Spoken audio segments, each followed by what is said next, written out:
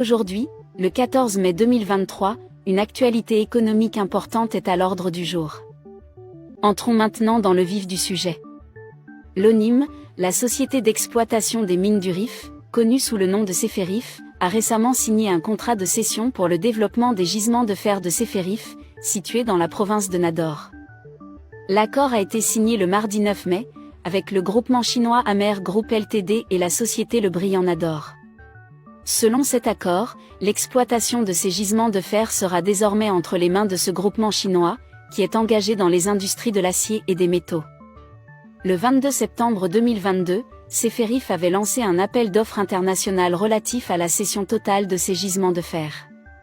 Ces gisements se trouvent dans le massif de Beni Bouifrour, à proximité de la côte méditerranéenne et à seulement 20 km du port de Beni-Nsar. Les mines de fer de Wixan, Soto-Lazare et Daksara, exploitées dans les années 1970 et fermées dans les années 1980, vont donc reprendre du service. Ces mines sont situées à 20 km du port de Nador et à 50 km du futur port de Nador-Ouest, dans la région de Beni Bouifrour. Selon Seferif, les ressources en place dans ces gisements de fer, évaluées sur la base des données disponibles des sondages et des travaux miniers, s'élèvent à 35 millions de tonnes.